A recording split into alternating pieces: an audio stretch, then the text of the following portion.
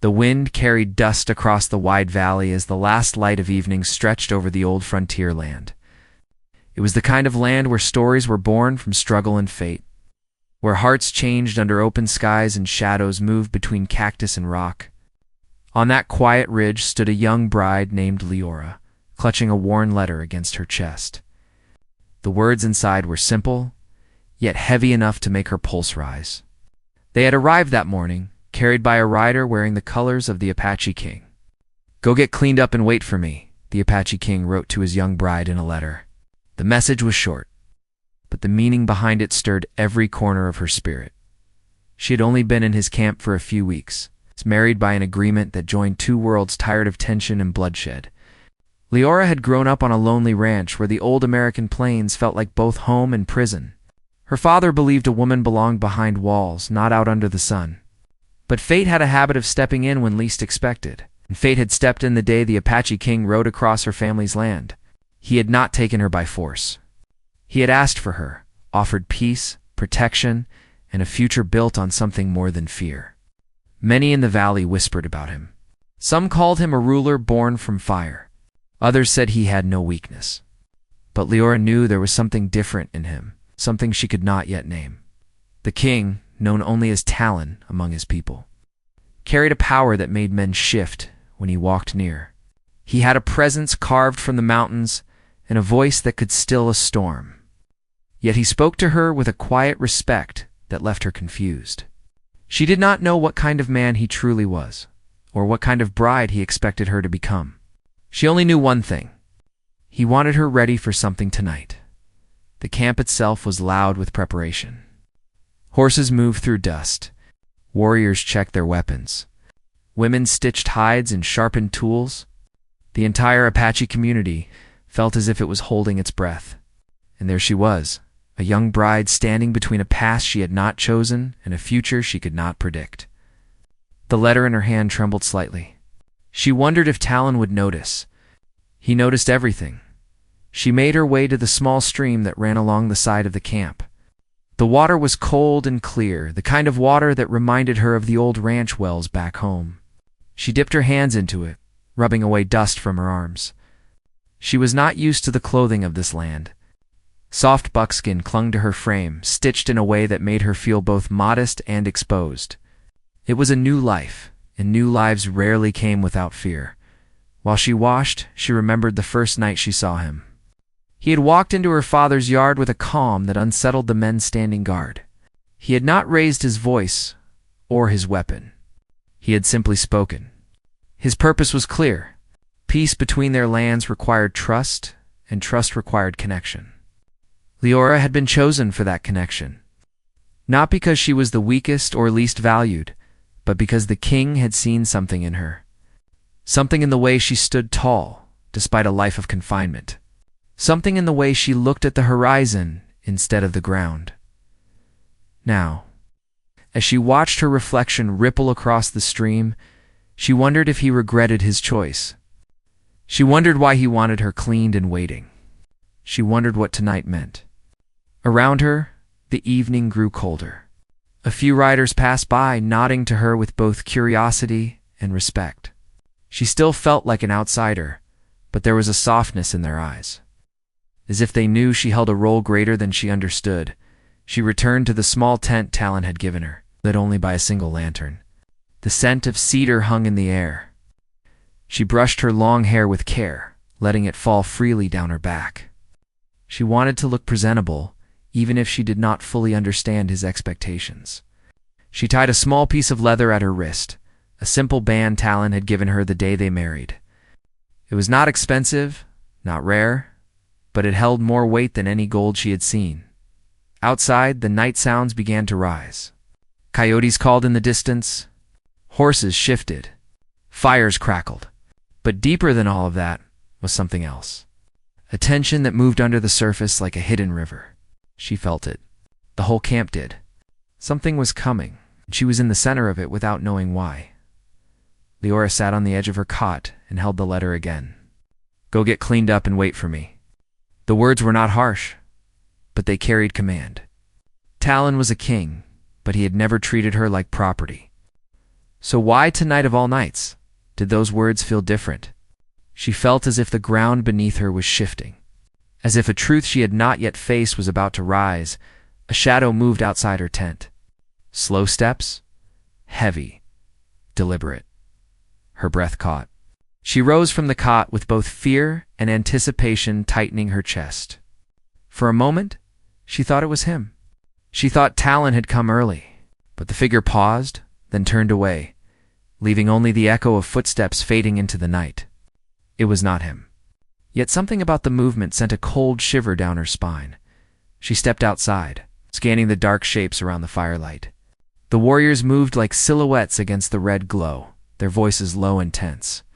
She had seen them prepare for hunting, riding, even celebration. But tonight was not any of those things. Tonight felt like the quiet before a storm. One of the elders approached her. A broad man named Hawk. He carried the wisdom of many winters and watched her with careful eyes. His voice was low. "The king will come to you soon. Be steady, young bride. What happens tonight will shape more than your own life." Then he walked away before she could ask more. Her pulse quickened. She turned in a slow circle, trying to understand the weight of those words. Shape more than your own life. What did that mean? What decision was Talon about to place before her? What path was she meant to walk tonight? Before she could return to her tent, the deep beat of a distant drum echoed through the valley. One slow strike at a time. The entire camp turned toward the sound. Leora froze, her heart thundering in her chest. The drum continued, steady and powerful. It's calling someone forward, and then the riders emerged from the shadows beyond the ridge, bringing with them news that would change everything. The first rider dismounted, his face grave as he searched through the crowd. His gaze locked on Leora. His voice carried across the camp. "It concerns the king. He wants her now." His words cut the air, and the camp fell silent. Leora felt heat rush through her chest, the world narrowing around her. She took one slow breath, then another. She knew she had no choice. Whatever waited ahead was already set in motion. She stepped forward, toward the waiting rider, unaware that the truth she was about to learn would shake the entire valley, and the king had not asked her. To wait without reason, Leora followed the rider through the camp. Her steps light yet quick, her heartbeat rising with each movement. The night felt heavier than before, as if every shadow held a secret waiting to be revealed. She tried to keep her breath steady, but the uncertainty ahead made it hard. Torches burned along the path, the flames bending in the cold wind. The rider did not speak, but she could see the tension in the way he held his jaw and the tight grip on his horse's reins. Something was wrong. She could feel it as they reached the far side of the encampment. She could hear voices gathered near a circle of stones used only for important meetings. Several Apache warriors stood there, their faces stern and unreadable. Leora stopped, unsure if she should step closer. But before she could decide, another man approached her. It was Hawk again, the elder who had spoken to her earlier. His steady presence calmed her slightly, though the worry in his eyes only added to her confusion. He looked her over, taking in her nervous stance. "Stay strong, young bride. The king needs your clarity tonight." His words were quiet, but there was something deeper behind them, something he chose not to say. Before she could ask anything, he guided her toward the stone circle. Inside, a few warriors parted to let her through, revealing a bundle of items laid out on a blanket. She saw Talon's ceremonial sash, the one he wore only for matters of great importance. She also saw a small wooden carving shaped like a hawk, and the scent of burning sage surrounded the space. But the king himself was not there. Leora's breath caught. Where is he? The question trembled on her lips, but she held it back. She did not want to appear weak. She did not want them to think she was unprepared for whatever role she was meant to fill tonight. Hawk gave her a long look. Before answering the question she had not spoken, "The king is on his way." He paused, then added in a lower tone, "And he brings news that affects you more than anyone." The words felt like a stone dropping into her stomach. She sensed that the path ahead would not be simple. She knew Talon carried responsibilities far beyond her understanding, She knew the tribes around them watched every choice he made. But to hear that something now affected her directly sent fear racing through her blood. She looked toward the ridge, expecting to see him riding in, but all she saw were the rolling shadows of the night. She stepped closer to the stone circle, running her fingers lightly along the carving of the hawk. It was smooth and warm, as if it had been held many times. She wondered what it symbolized. Power? Vision? Protection? Maybe even warning. She tried to calm her racing thoughts by remembering how she ended up here. Her marriage to Talon had been unexpected. Her father, a stern man named Alder, had once believed no Apache king would ever come near their ranch without force. But Talon had proved him wrong. When he rode through their land with only 3 men beside him, he had shown strength without arrogance. He had spoken with clarity, his dark eyes carrying the kind of resolve that made even Alder falter. "Peace," he said.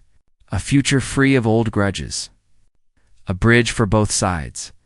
But peace required a bond, a shared commitment, something both communities could stand behind. And that bond became her. Leora, the ranch daughter living on the edge of 2 worlds, had been offered as a symbol of trust. Her father agreed because he wanted safety. She agreed because she wanted freedom from the cage she had lived in for years. Talon agreed because he believed she carried something rare, something he needed for the path ahead. Now, as she stood in the heart of his people, she wondered what he had seen in her that day. She wondered why she felt tied to a destiny she had not chosen, yet could not walk away from. The drum began again in the distance, slow, measured. Each strike echoed through the ground, sending faint vibrations up her legs. The warriors straightened when they heard it. Hawk lifted his chin. "He comes." Leora's breath hitched as she turned toward the sound, her heart pounding in her ears. She watched the ridge carefully. For a long moment, nothing moved. Then a horse's silhouette appeared against the dark sky. Talon rode at the front, his hair catching the torchlight, his presence unmistakable. Behind him rode 2 warriors she had not seen before, both carrying long packs wrapped in canvas. Something about those packs made her uneasy. They were too heavy, too carefully guarded. As the king approached, the camp grew silent. Even the horses stood still. Talon dismounted in one smooth motion, his boots landing on the dirt without a sound. His eyes found Leora instantly, as if he had been looking for her the entire ride. She felt heat rise in her chest. There was something in his gaze she could not read. Not anger, not worry. Something deeper. He walked toward her, stopping only a few steps away. His voice was low, softened by exhaustion and urgency. "You followed the message." "Good." She nodded. "I did." But she wanted to say more. She wanted to ask what was happening. She wanted to ask why the entire camp seemed to be bracing for something. Unseen, Talon held her eyes for a long moment before turning to Hawk. "Prepare the circle." Hawk nodded and motioned for the warriors to begin. Torches were lifted. Sage was burned. The spears were placed upright. The hide sheet with the painted symbol was set at the center. Leora watched all of it with a rising sense of unease. Talon finally faced her again. "Tonight, you stand in a place of truth. There are things you must know, things that were kept from you for your own safety." Her pulse quickened. "What things?" But he did not answer right away. He walked around her slowly, as if studying every part of her expression. When he spoke, his tone carried weight. "Someone has been searching for you. Not from the ranch. Not from our people. Someone from far beyond these lands." Cold spread through her stomach. She had no idea who that could be. She had never left the valley before coming here. She had no enemies. She had no past worth chasing, but Talon's face told her otherwise. His eyes were darker, sharper. The man she married remained calm. But beneath that calm was a tension she had never seen before. Leora tried to keep her voice steady. "Who would search for me?" He exhaled slowly, his jaw tight. "A rider arrived 2 nights ago. He brought warnings from the Northern Territory. He claimed a group was moving through the mountains. They carry stolen maps, and your name is on them." She froze. her name, on maps she had never seen, connected to a group she had never met. Why? That was the only question she could form. Talon looked at the ground for a moment, then back at her. Because your bloodline is not what you were told. The world tilted beneath her feet. She grabbed her hands together to keep them from shaking. My bloodline. What does that mean? Before Talon could answer, one of the warriors cut in. King, the riders from the east have been spotted. Talon's head turned sharply. How far? Minutes. Hawk stepped forward. They come fast. Leora felt her chest tighten. Her name on maps. Riders approaching. A truth about her bloodline hidden her entire life. And Talon standing as if ready to face a storm, the king took her hand firmly, his voice low and sharp with urgency. Stay by my side. No matter what comes, do not move from me. She swallowed hard. What is happening? Talon's eyes held hers with an intensity that made the air feel thin. Everything changes. Tonight, before she could ask anything more, the sound of approaching horses thundered across the valley, cutting through the night like a warning from fate itself, and Leora had no idea if the truth rushing toward her would save her life or destroy the fragile peace she had stepped into. The riders from the east came, down the valley like a dark wave. Dust boiled up behind them, and the ground seemed to shake under their hooves. Leora stood beside Talon near the stone circle, her fingers locked around his hand. Every breath felt heavy in her chest. The Apache king was calm, but the muscles in his arm were tight. She could feel the tension in him like a drawn bow. Torches lit the path into camp. Warriors stepped forward in a long line, forming a living wall between the visitors and the inner circle. Hawk moved to stand just behind Talon, his eyes sharp and ready. The older women pulled children back toward the shelters. It was clear that the entire Apache camp knew tonight was no ordinary meeting. The old American land around them felt quiet, as if the desert itself was listening. At the front of the rider group was a tall man with a dust-stained coat and a wide hat pulled low. He did not wear Apache dress, yet he also did not look like a simple rancher. There was military order in the way he sat his horse. 2 rifles hung at his side. When he reached the ring of warriors, he pulled his horse to a stop and raised one hand, showing he carried no weapon in it. King Talon, he called. His voice carried across the camp. My name is Garrison Pike. We rode a long way under your sky. We come with news and with claim. Leora felt a chill. Claim. The word tasted like trouble. Talon stepped forward, still holding her hand as if he dared anyone to question who she belonged beside. You ride with many men for simple talk? Garrison Pike. Garrison gave a small nod toward the warriors. I respect your valley, and I respect danger. That is why I did not come alone. He slipped off his horse and gestured to the men behind him. Some wore ranch coats, some wore old army gear, and a few had the look of hired guns used to trouble. One man carried a leather case against his chest, never letting it out of his grip. We will speak here, Talon said. You and I, and if your words hold weight, my people will hear. Garrison's gaze slid past him and landed on Leora. She felt the full force of it, as if he had been searching for her face the entire journey. There was no kindness in his eyes, but there was no open hatred either. Only calculation, as if he were adding figures in his mind. So he said slowly that part of the message was true. The girl is here. The young bride of the Apache king. Leora's throat went dry. She forced herself to lift her chin and meet his stare. If this man knew her name, if her name was written on those maps, she needed to hear it from his own mouth. You know who I am, she said, her voice steady, despite the fear knotting inside her. He tilted his head. I know who they say you are. We will see if truth matches story. Hawk shifted a step closer, as if ready to step between them at any sign of threat. Talon's jaw tightened. He put himself slightly in front of Leora, making it clear whose protection she stood under. Speak your business, Talon said. The night grows short. Garrison nodded to the man with the leather case. Open it. The man knelt and unbuckled the straps, pulling out a roll of parchment and a few weathered papers. He spread them carefully on a flat stone at the center of the circle. Everyone leaned in slightly. No one crossed the line where the warrior stood. "These are maps of the northern and eastern territories," Garrison said. "Some drawn by your people, some by mine, some by others who stole and sold them." He tapped one place with a calloused finger. "Here is the valley we stand in now.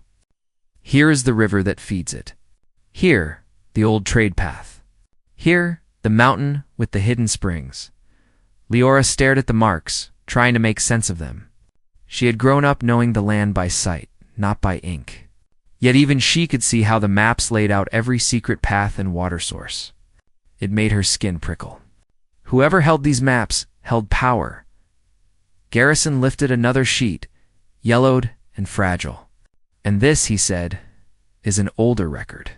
Before the war, before the treaty lines, before half the names on this land were changed, on that sheet the drawings were rougher. But there were words written in a strong hand near the valley." Talon narrowed his eyes. Hawk leaned closer to read. Leora squinted, but the letters blurred in the shifting firelight. Garrison glanced at her. "Do you know whose name is written there, girl?" Leora swallowed. "No." He tapped the faded ink.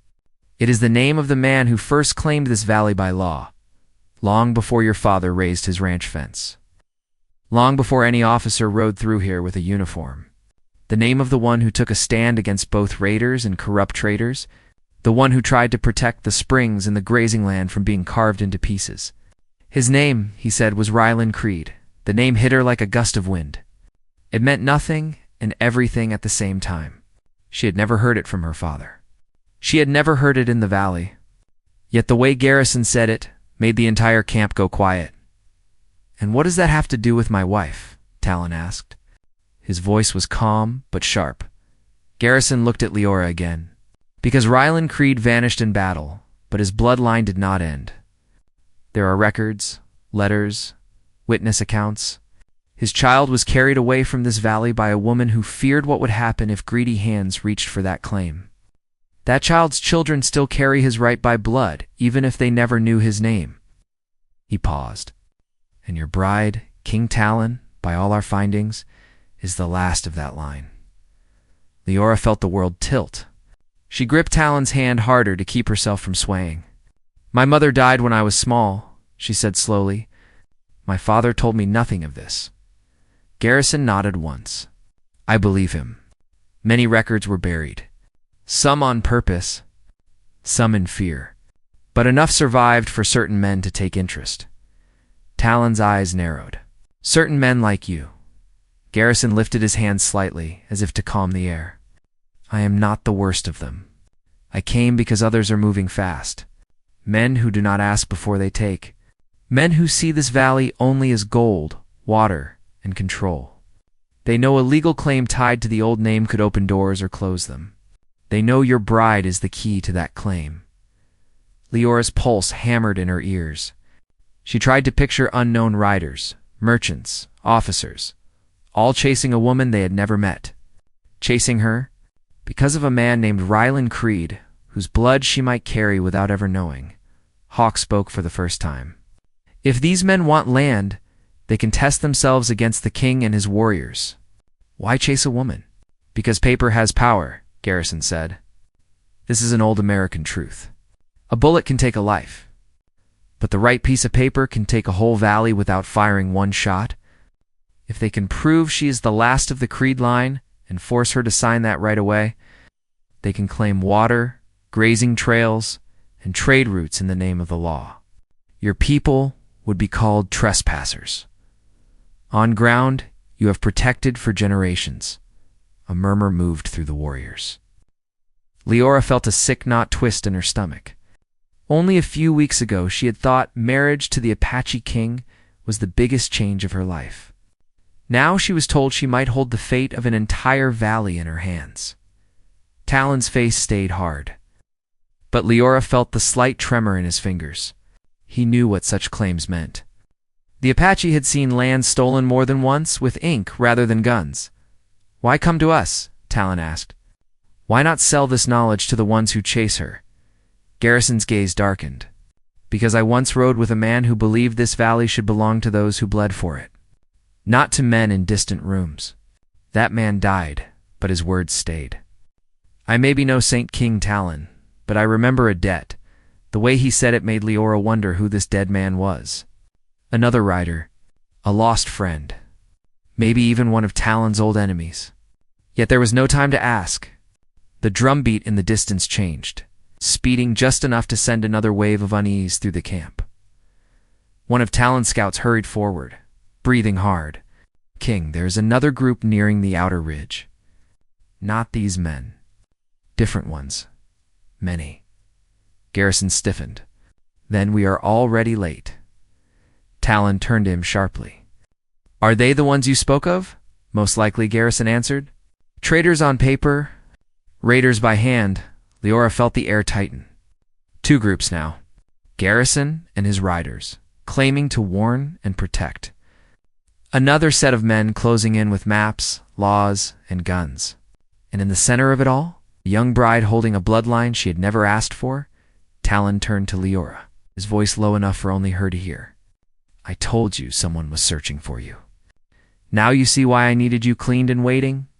Tonight, they will try to turn your life into their weapon. She shook her head. I never wanted this. I only wanted a life of my own, a home, a place to stand.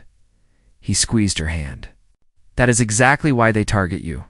Because you are not made of greed. But you are made of strength. Around them, warriors began to take positions. Hawk barked orders in their tongue, sending groups to different edges of the camp. Women gathered the children and pulled them back toward the inner shelters. The fires burned brighter, casting long shadows across the ground. Garrison stepped closer to the circle. We do not have long, he said. Those men will not ride in as polite guests. They will push and threaten. They may even wave papers in the air and claim she belongs to their custody. You must decide now, King Talon. Will you hide the truth of her bloodline, or will you stand beside it? Talon glared at him. That choice is not yours to press, but someone must ask it, Garrison replied. Because once they reach this valley, silence will no longer protect her. Leora felt every eye on her. She tried to steady her breathing and sort through the jumble in her mind. If she denied the bloodline, would it keep her safe, or only give the strangers more reason to doubt? If she accepted it, would it put the Apache in greater danger, tying their future to a name from another world? And what of her father back at the ranch? Had he known any part of this, or had he been a piece in someone else's plan as well? Within her own spirit, another conflict burned. She had married Talon to escape a narrow life and to help build peace. Now that peace sat on the edge of a blade. Did she truly belong to this valley by blood, or only by choice? And which one mattered more when outsiders came knocking with papers and guns? Hawk stepped to her side and spoke quietly. You have more power than you know, young bride. But power is like fire. It can warm those you love or burn everything you touch. The sound of hooves from the outer ridge grew louder. Shouts carried faintly through the night. The second group was close. Talon looked from Garrison to Leora, then to the dark line of the hills. For the first time since she had met him, she saw something like doubt flicker across his strong features.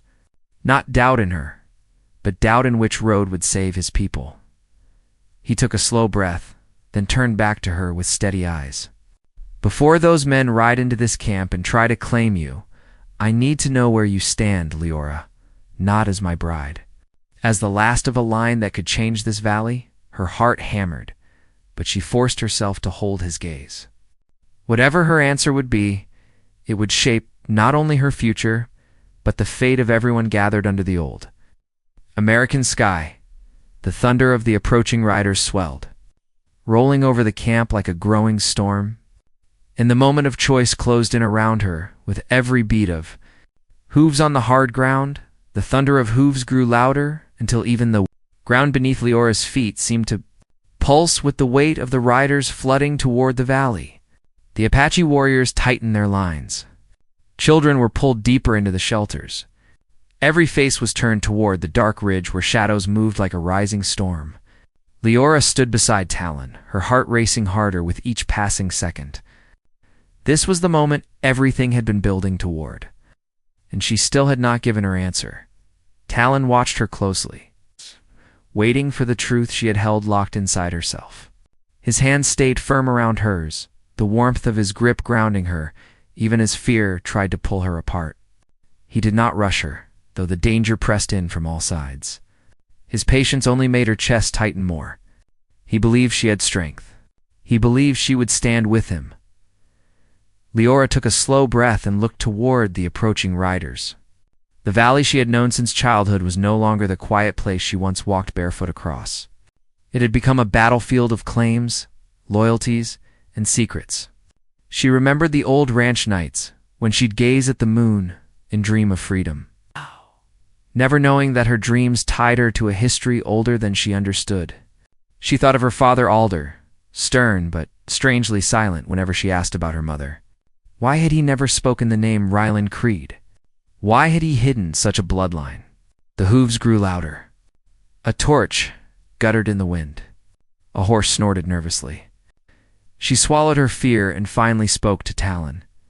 If what you say is true, then running or denying it won't save any of us.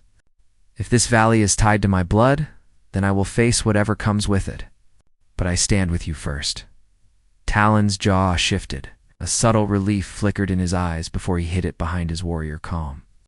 He nodded once, slow and purposeful, as if sealing an oath between them. Then we face this together. Before she could speak again, first row of riders broke through the darkness and into clear view. There were nearly 20 of them, their clothes mixed between polished coats and ragged gear.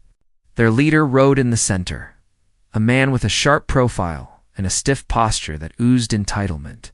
He held a stack of papers in his gloved hand, waving them proudly as if he carried the law of the entire country in that stack. Halt, Talon ordered, stepping forward so he stood between Leora and the strangers. The riders slowed, circling like wolves testing their ground. Their leader dismounted, dust rising around him. His eyes scanned the Apache warriors, then shifted to Talon, finally landed on Leora with an unsettling smile. So the girl is truly here, he said. His voice had a polished edge, like a man used to winning with words more than bullets. My name is Landon Vale.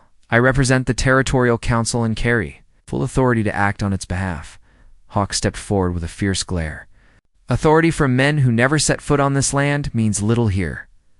Landon raised a brow, unfazed. It means plenty when old claims have resurfaced. Claims backed by documents and law. He held up the papers. And these documents show that she, the young woman standing behind your king, is the rightful heir to the Creed lands. All of them. Including this entire valley. Whispers rippled through the Apache lines. Garrison Pike tensed, his hand drifting toward his coat as if expecting trouble. Leora felt her stomach twist into a knot. Landon's gaze sharpened. By law, she must be placed in the custody of council representatives until her identity is confirmed. And after that, she will sign over management rights so the territory can properly oversee. He never finished. Talon stepped between them so fast that Landon stumbled back. She is my wife, Talon said, his voice deep and unyielding. She is under Apache protection. Landon's smile thinned into something colder. For now. But protection does not erase the law. The tension tightened like a rope pulled from both ends. The Apache warriors shifted their footing. The riders behind Landon angled their horses, preparing for whatever came next. Every breath in the camp turned heavy. Leora felt the weight of every eye. She understood then that her choice to stand by Talon would not be without consequences. Landon Vale was not here for negotiation. He was here to claim control of the valley under the mask of legality. Garrison Pike stepped forward, glaring at Landon. You always did have a talent for twisting the law into a weapon, Vale. Landon's eyes narrowed. Pike, I should have known you were meddling. You always attach yourself to trouble you don't belong in. Trouble is what follows you. Garrison shot back. Their voices rose until Talon silenced them with a single lift of his hand. Enough. Then he pointed at Landon. Speak your terms clearly. Landon's lips curved. Simple. The girl comes with us willingly, or by mandate. If she refuses, we will present this valley as non-compliant and out of legal protection. That means anyone who wants this land will be able to seize it without restraint. Merchants, raiders, mineral hunters, whoever gets here first. A murmur spread through the Apache lines. Leora felt sick. Landon went on, "Your people will lose the right to defend this land. Any act of resistance will be considered rebellion." Leora's chest tightened. She knew what rebellion meant in the eyes of men like Landon. It meant punishment, prisons, and hangings. Men like him wrapped cruelty in clean ink and tidy signatures. Talon's voice dropped into a dangerous calm. "If she goes with you, what then?" "She signs the deed," Vale said. "Once authority is transferred, we will return her. She will be free to live wherever she chooses. It will all be quick and orderly." Leora felt her knees weaken. Quick and orderly. Those words sounded like chains hidden behind polite language. Talon took a slow step toward Landon. "And if she refuses?" Landon did not hesitate. "Then your people will be marked as intruders on territory no longer yours. Soldiers will be sent, and I will not hold them back." The tension now strangled the air. Leora could barely breathe. Her mind raced through everything she had learned about her bloodline, about the maps, about the valley's history. Landon was not here to protect the valley. He was here to seize it. Hawk stepped forward with fire in his eyes. "Your words are threats wrapped in lies." Landon smirked. "Truth does not need to shout. It is written in law." Garrison scoffed. "Your law is whatever lines your pockets." The two men nearly collided before the warriors stepped between them. Talon turned to Leora again, his face steady, but his eyes burning. "You do not owe these men anything. Your life is not their prize. But I need to hear you speak your choice in front of them." Leora's heartbeat pounded. So hard she thought it might collapse her chest. She stepped forward slowly, trembling but determined. Landon watched her with that cold, smug calm. The Apache warriors watched with hope and fear. Garrison watched as if he knew exactly how heavy her decision was. She looked at the valley around her, her childhood home, the land she had walked barefoot across, the place she had run from and returned to in a way she never expected. And she looked at Talon, the man who had treated her not as a symbol but as a partner. Her voice was soft, but it carried across the gathering. "I will not go with you. This valley is not for you to carve apart, and I am not signing anything." Landon's expression hardened instantly. "You foolish girl," he snapped. "You do not understand the scale of what you've just done." Talon stepped in front of her like a shield. "She understands perfectly." Landon turned to his men and gave a small, sharp gesture. "Form in. Prepare to take her by mandate." Horses jerked. Men reached for rifles. Apache warriors raised their spears. The entire camp erupted into shouting as both sides closed the distance by dangerous inches. The torches shook from the movement, sending sparks into the air. Talon's voice cut through the chaos. "This is Apache land. You will not take her." Landon lifted a paper high like a banner. "Then by law, this valley falls under seizure. Any resistance is a hostile act." Before Talon could answer, a new sound tore through the valley. The thunder of yet more horses. But this time, from the west. Fast, fierce. The crowd turned as riders burst over the ridge, dust exploding around them.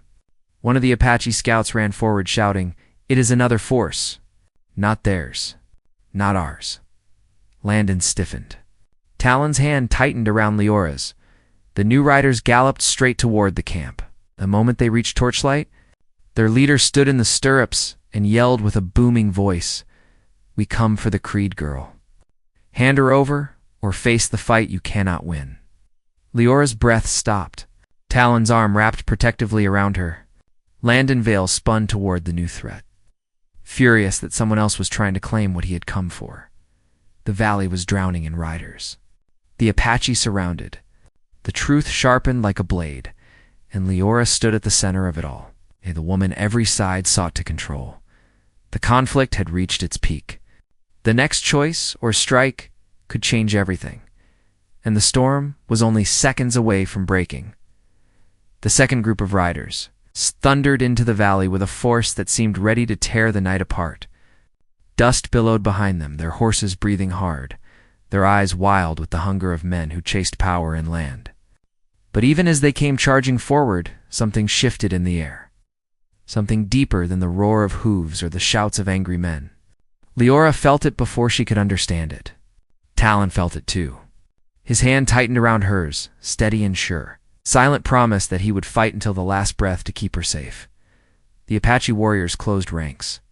Landonville's men drew their rifles. Garrison Pike stepped to Leora's other side, jaw clenched, as if his conscience had pulled him to stand with the king's camp instead of the invaders he once worked for. Leora could hear her own heartbeat in her ears, fast and loud, drowning out the growing chaos until suddenly she heard a voice rise above the noise hold. It was Talon. His voice cut through the storm like a blade. The horses slowed. The shouting faded. The torches flickered in the sudden quiet, and then the king stepped forward. Facing all three sides at once, the riders who sought Leora, the council group who wanted her signature, and the Apache warriors ready to defend their land. "This valley will not fall tonight," Talon said, "and no one will take what is not theirs."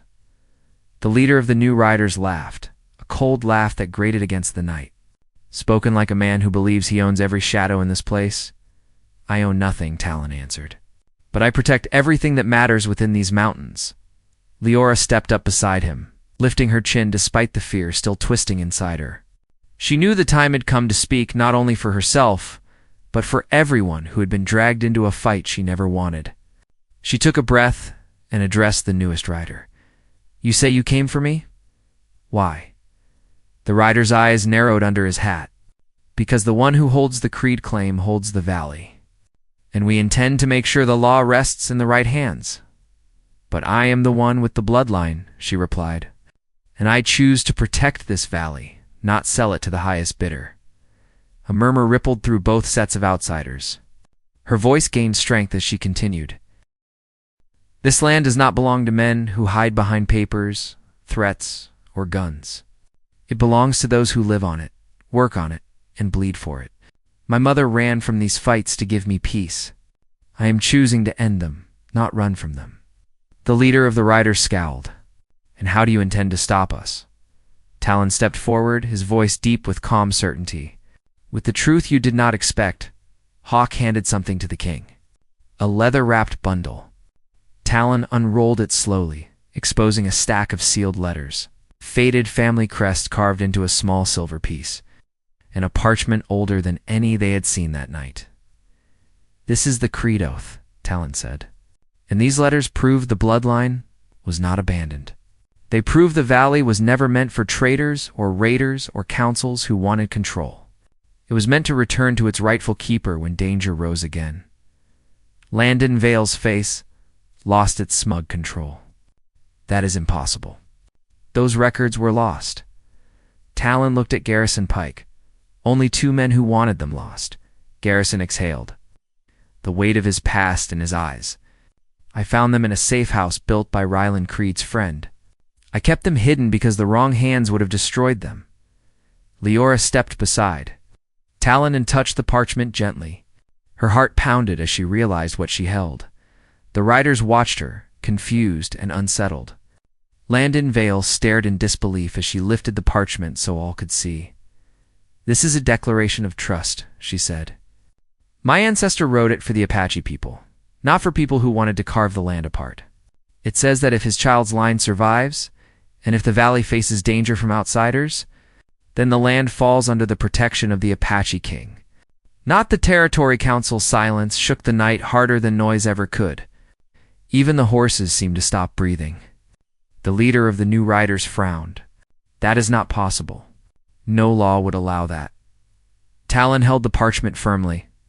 "This law was written before your council existed, before your borders, and it was signed by men your own territory still recognizes in their oldest archives." Hawk stepped forward proudly. "It is binding. The valley is safe." Landon Vale's face burned red, fury replacing his careful calm. This changes nothing. She must come with us. We can challenge this in court. Leora finally turned directly to him. Challenge it, but not here. Not tonight, and not while threatening innocent people. The valley is not yours to take. The new riders shifted uneasily. Their leader looked around at the Apache warriors, at Talon, at the proof he did not understand. He looked at Leora one last time, and something in her steady gaze made even him lower his weapon. We have no fight here, he finally said. Not with truth on your side.